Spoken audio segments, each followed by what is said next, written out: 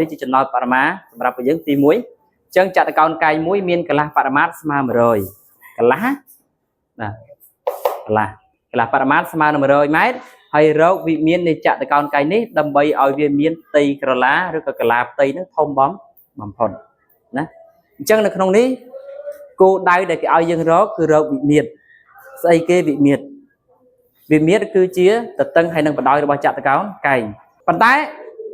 លក្ខខណ្ឌរបស់វាគឺធ្វើយ៉ាងណាឲ្យវាមានផ្ទៃកន្លាធំបំផុតអញ្ចឹងចំណោទបរមាយើងដឹងហើយចំណោទបរមាវាជាប្រភេទ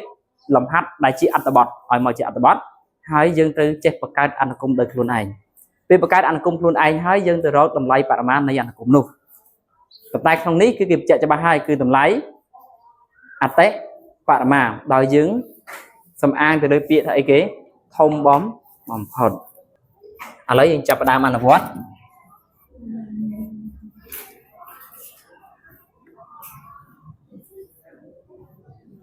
តែអញ្ចឹងបំណងរបស់យើងគឺយើងរកវិមាត្រនៃចតកោណកែង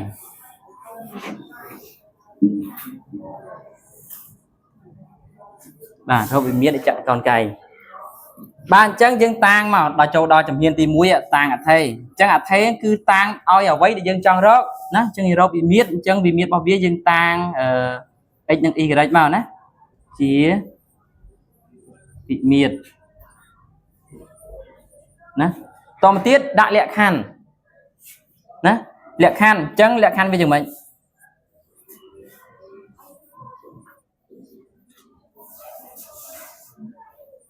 តើ x អាចតូចជាង0បានទេបាទប្រវែងរបស់រូបធរណីមាត្រគឺវាមិនអាចតូចជាង0បានទេ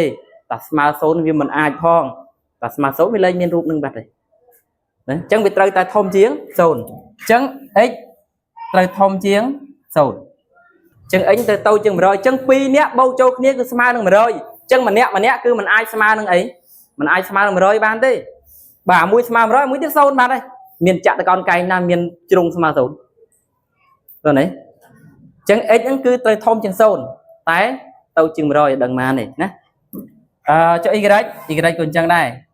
វា y ក៏ធំជាង0ដែរហើយតូចជាង100ណា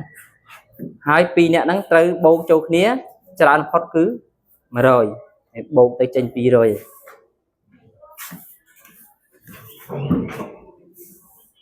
បាទអញ្ចឹងយើងអាចគូររូបតំណាងបានដោយសារគេនិយាយពីតកតងចតកោណកែងអ្នកទាំងអស់គ្នាអាចគូសចតកោណកែងមួយបានតែអ្នកទាំងអស់គឺគូប៉ុណ្ណាក៏បានដែរអានេះគាត់រូបតំណាងទេណាវាអត់ទាន់ជាក់ស្ដែងថារូបនឹងទៅជាយ៉ាងម៉េចទេ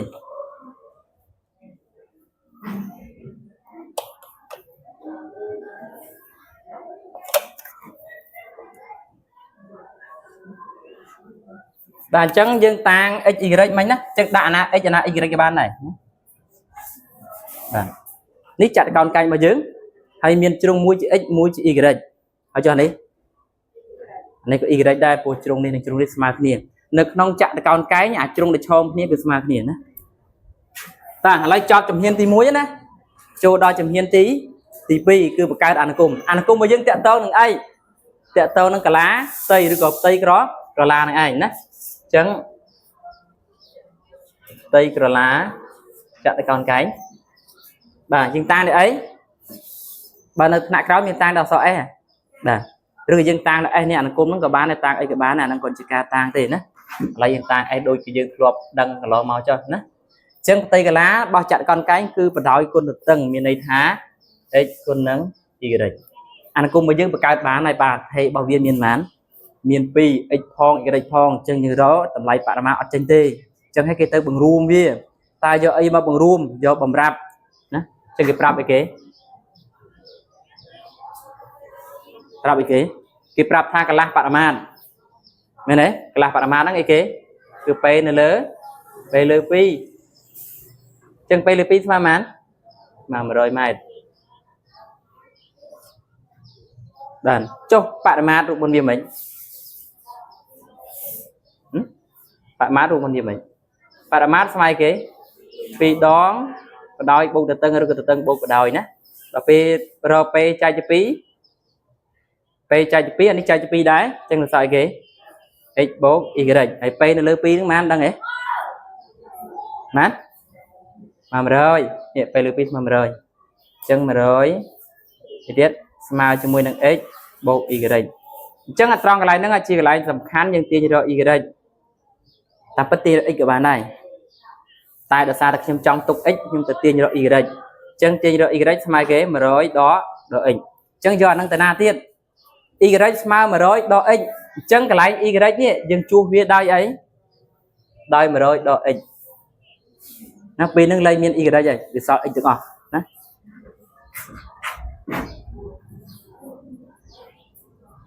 អញ្ចឹងគេបានបើយើងស្មើអី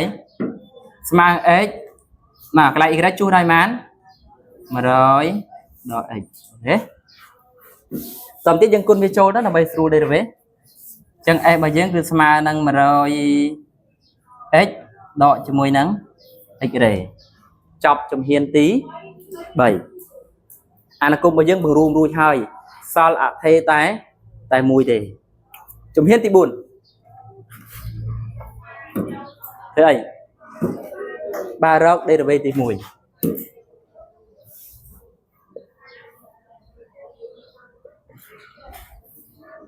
បាទរក derivative បាទអញ្ចឹងយើង derivative មកអញ្ចឹង s' ស្មើអានេះគឺទម្រង់ ax derivative ទៅបានអីបាន a ហ្នឹងឯង a វានឹងប៉ុន្មាន100អញ្ចឹង derivative ទៅបាន100នេះ derivative ទៅបានអីបានដក 2x តមកទៀតដើម្បីបានតារាងសញ្ញាយើងទៅរករឿងវាសិនដើម្បីសិក្សាសញ្ញាអញ្ចឹងរករឿងយើងទៅធ្វើម៉េចឲ្យវាស្មើ0បាទចេញបានគេ100ដកជាមួយនឹង 2x ស្មើ0អញ្ចឹងយើងបាន 2x ស្មើប៉ុន្មានស្មើ100ហើយ x ស្មើប៉ុន្មានដើម្បីរក x ចែកជា2ព្រោះមេគុណ x 2ចេញចែកជា2បាន x នេះចែកជា2 50ណាលើឃើញ x ហើយតោះឥឡូវយើងចង់ដឹងថាតើនៅត្រង់ x ស្មើនឹង50ហ្នឹងវាធ្វើឲ្យផ្ទៃកន្លាហ្នឹងវាមានតម្លៃធំបំផុតមែនក៏អីណាអញ្ចឹងយើងត្រូវគូសតារាងអថេរភាពមែនទេតារាងអថេរភាពអ្នកនរគ្នាបើសិនជាពេលប្រឡងអ្នកនរគ្នាអត់គូសតារាងឲ្យគេរកឃើញអីយកទៅគណនាតែម្ដងគេឲ្យបន្ទុកឯណាព្រោះអត់មានអីបញ្ជាក់ថាមានអតិបរមាបាទអញ្ចឹងយើងគូសមកអានេះតម្លៃ x x របស់យើងពីណាទៅណាអ្នកនរគ្នាមើលដែនកំណត់ x នោះលក្ខខណ្ឌបាទពី0ទៅដល់ប៉ុន្មាន100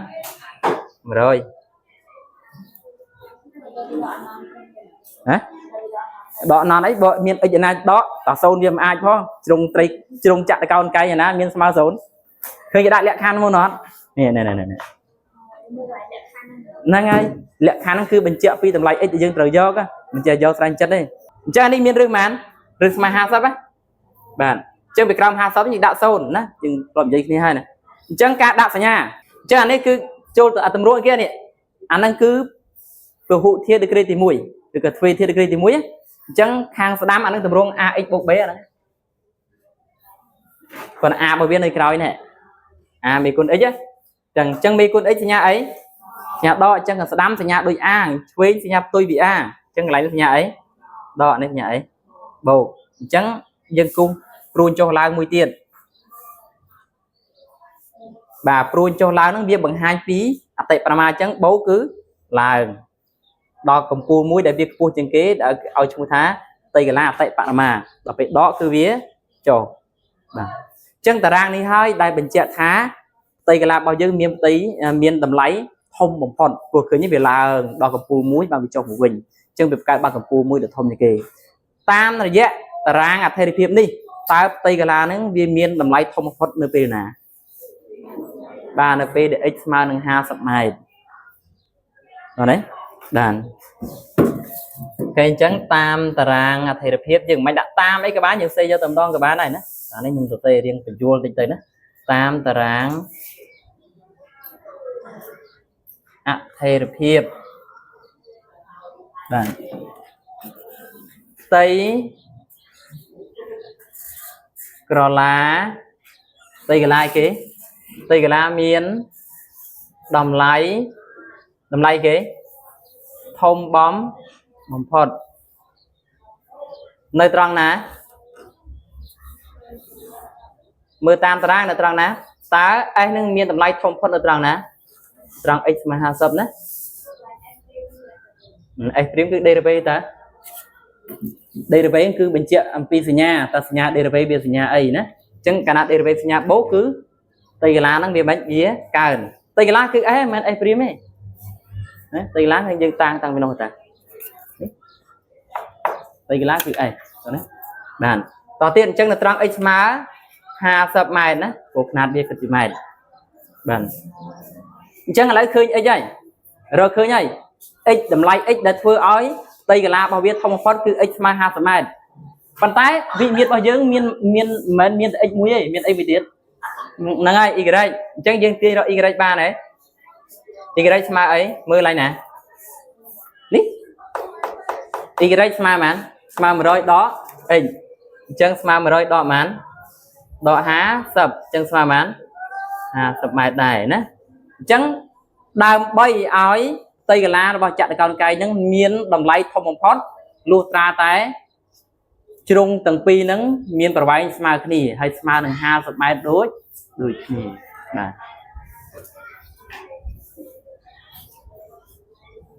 rồi nhé x smart y smart mùi nâng ha sập mày